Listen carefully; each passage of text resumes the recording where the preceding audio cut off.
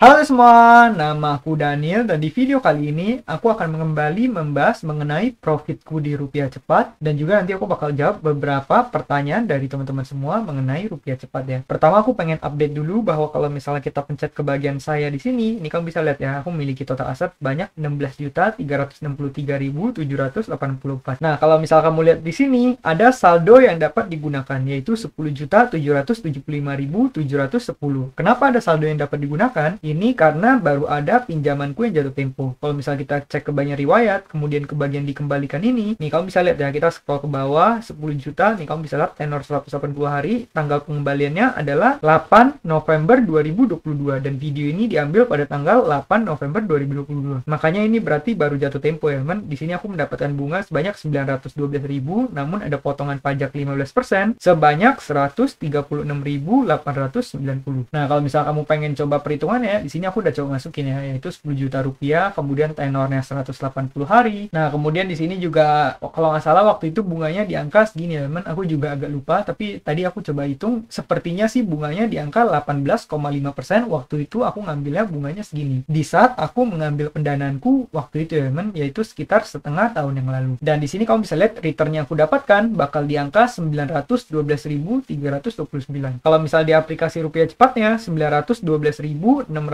rupiah. Seperti biasanya emang angkanya pasti beda dikit ya, teman. Pasti perhitungan kita bakal ada miss beberapa ratus rupiah. Berbeda seperti aplikasi yang lain kayak misalnya EasyCash ataupun Asetku, biasa perhitungannya lebih bulat ya, teman. Nah, di sini kamu bisa lihat jatuh temponya nanti 10.912.000. Namun karena dipotong pajak, makanya aku mendapatkannya 10.775.000. Nah, seperti biasa kita bakal coba melakukan penarikan ya. Di sini aku bakal pencet tarik semua, kemudian aku tinggal konfirmasi. Harusnya nanti bakal ada potongan 100 rupiah seperti biasa, dan nanti penarikannya harusnya instan ya, teman. Ya udah, kita tinggal pencet dapatkan kode di sini, kemudian kita tinggal nunggu berapa saat. Nah, di sini kamu bisa lihat ya, 8792 aku udah masukin kodenya, kita tinggal pencet konfirmasi di sini. Kalau udah, kita tinggal pencet selesai. Di sini saldo dapat digunakannya udah menjadi 0. Kemudian kita bakal langsung cek ke aplikasi BCA-nya ya, teman. Nah, di sini aku udah buka mutasi rekening BCA yaitu di 8/11/2022 sampai 8/11/2022. Di sini kamu bisa lihat ya, kredit utama fintech yaitu uang masuk sebanyak 10.775.610 rupiah. Cuman beda 100 rupiah, seperti biasa itu biaya penarikan. Dan ini aku melakukan penarikannya secara instan ya, teman. Berarti dananya langsung masuk tanpa perlu menunggu waktu lama. Beda seperti di aplikasi lain, kalau EasyCash kita butuh waktu beberapa hari ya, teman. Nah, jadi update terbaru mengenai aplikasi rupiah cepat ini adalah kalau kamu ke bagian riwayat nih, kamu bisa lihat ya, sekarang portoku hanya tersisa tinggal 5 juta rupiah dan total asetnya hanya sekitar 5.588.000 rupiah. Jadi posisiku di sini udah bener-bener nggak banyak ya, teman, dan mungkin nanti dananya bakal aku pindahin ke Bibit ataupun si bank aja ya, teman. Pendanaanku yang jatuh tempo tinggal ada dua, yaitu yang 4 juta sama 1 juta, dan ini pun di awal tahun depan harusnya udah bisa cair juga ya, teman, dan aku posisinya udah nggak banyak di rupiah cepat. Nah, jadi gitu ya, teman, review mengenai profitku di rupiah cepat. Bagi yang kamu yang pengen mendanai, masih boleh juga, kamu bisa lihat ya, pendanaannya semua berhasil dan aku berhasil mendapatkan semua danaku kembali. Oke, mungkin sekarang kita bakal langsung menjawab beberapa pertanyaan dari teman-teman aja. Yang pertama dari Kak Gusna, Kak, kenapa rupiah cepat kok nggak menerima pendanaan lagi? Nah, jadi sebenarnya ini bukannya rupiah cepat nggak menerima pendanaan ya, teman, tapi emang mereka menerima pendanaan, namun kuotanya emang benar-benar terbatas. Untuk pendana-pendana atau lender retail seperti kita, mungkin kuotanya udah nggak disediain banyak lagi ya, teman. Kayak misalnya kalau waktu itu kamu ingat, kalau misalnya kita pengen investasi di EasyCash, kan ada masa-masanya di mana itu bener-bener pendanaannya susah banget. Nah, ini yang terjadi juga sekarang di rupiah cepat, maka dari itu mungkin susah banget bagi kamu untuk melihat pendanaan. Bahkan kalau hari ini aku buka, saat ini aja semua udah habis di dananya. Tapi tadi siang pas aku ngecek, kalau nggak salah tadi ada yang bunga tahunan 13% sama bunga tahunan yang 14%, yang tenor 1 sama 2 bulan ini, kalau nggak salah tadi masih available ya, bang. Tadi siang aku sebenarnya bisa melakukan pendanaan, namun aku memilih untuk nggak mendanai untuk sementara waktu, karena seperti yang aku udah bahas di video-video sebelumnya, belakangan ini aku main sedikit lebih defensif untuk mempersiapkan di masa depan ya, teman, kalau misalnya nanti terjadi krisis. Makanya kalau kamu lihat saat ini portoku udah nggak sisa banyak, udah hanya tinggal tersisa 5 juta sekian, dan di awal tahun depan aku bakal tarikin semua lagi, mungkin posisinya bakal 0 ya. Dan ini juga berlaku untuk beberapa P2P lending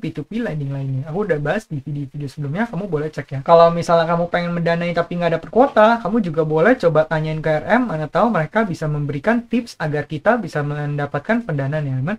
Tapi sepertinya kalau misalnya kita pengen mendanai dalam jumlah besar, kayaknya sih masih bisa ya. Karena kalau misalnya pendana-pendana yang biasanya dalam jumlah besar, itu kalau nggak salah dikasih VIP ya, man. Kamu boleh cek lebih lanjutnya ke grup telegramnya Rupiah Cepat langsung. Kamu boleh coba baca-baca di situ dan tanya ke RM ya. Belakangan ini aku lagi nggak gitu mengikuti ya Rupiah Cepat ini. Karena belakangan ini semenjak sistemnya pengembalian setiap 2 minggu, aku kurang suka dan aku nggak gitu masukin dana lagi ya, man. Tapi kalau misalnya kamu pengen mendanai, menurut aku ini masih oke banget dan masih bisa memberikan return. Oke, pertanyaan berikutnya dari Kak Tommy Hozali, Rupiah Cepat kucek beberapa hari sekali, nggak pernah ada yang bisa danai. Nah, ini jawabannya sama seperti yang tadi ya. Emang belakangan ini lagi susah mendapatkan pendanaan, tapi kalau misalnya kamu pengen mendanai dan pendanaan lagi ada, ya kamu masih boleh tetap mendanai ya, men. Karena kamu lihat tadi aku masih bisa mendapatkan return seperti biasa dan WD-nya lancar. Kalau misalnya WD-nya nggak lancar, biasa kan kadang di grup ada yang komentar kalau misalnya nggak bisa melakukan WD. Biasanya itu bakal RM-nya menyuruh untuk menunggu berapa saat, nanti ditunggu beberapa jam, atau misalnya nanti kalau pagi pas mau narik nggak bisa, biasanya siang atau sorenya udah bisa ya, men. Tapi tadi saat aku melakukan penarikan sih nggak ada masalah sama sekali ya, men. Nah, semoga bisa segera mendapatkan pendanaan ya buat Kak Tommy. Berikutnya dari Kak Hedi Wijaya, bagaimana link ke grup RC? Nah, ini mungkin nanti aku bakal tulis aja di kolom komentar ini. Jadi bagi teman-teman semua yang pengen join, kamu juga boleh cek ke komentar ini, dan nanti aku bakal balas link untuk menuju ke grup RC-nya ya. Di sana kamu bisa ngobrol dengan para lender-lender lain, kamu bisa saling tukar informasi, terus kamu juga bisa mendapatkan informasi lebih lengkap dari RM-nya, bisa langsung kontak ke RM-nya juga. Jadi alangkah baiknya kamu ikut-ikutin aja grup di Telegramnya, men. Kalau misalnya nanti kamu pengen mendapatkan informasi, bakal jauh lebih mudah. Aku pribadi juga tergabung dan ada di dalam grup tersebut ya. Semoga bantu ya buat Kak Hendy, nanti dicek aja komennya. Berikutnya, ini pertanyaan terakhir yang aku jawab dari Kak Rosalia Sulistiawati. Kamsi aku Daniel sharing ilmunya. Gimana baiknya kok? Apakah saat ini kita mulai mengurangi porsi investasi di P2P lending dulu? Kita tarik dulu buat persiapan ke depan. Nah, kalau misalnya untuk menjawab pertanyaan ini, menurut aku pribadi ini benar-benar bebas ya. Menurut aku pribadi ini disesuaikan aja dengan profil resiko kamu dan juga strategi investasi kamu. Kalau misalnya kamu pengen stay in the market, kamu pengen tetap investasi, menurut aku sih nggak apa-apa juga. Yang penting kamu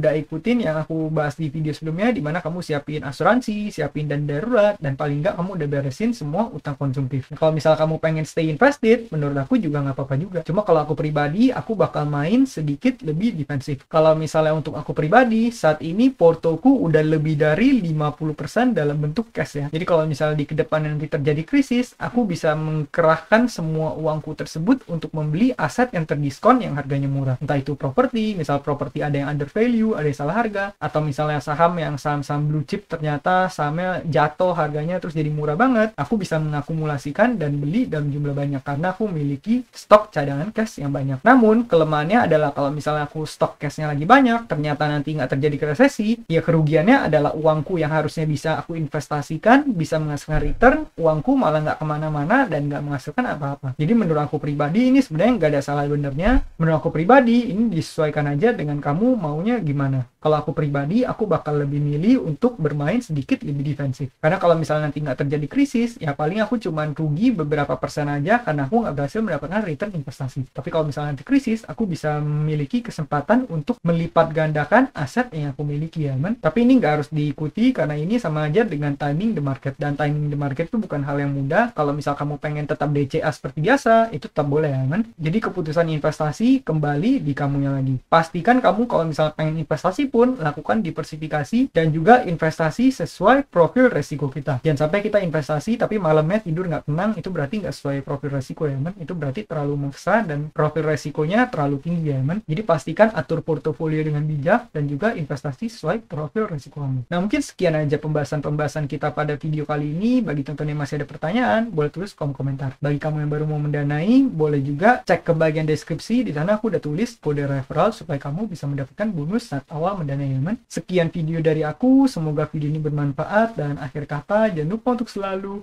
invest in yourself. Sampai jumpa di video berikutnya. Bye.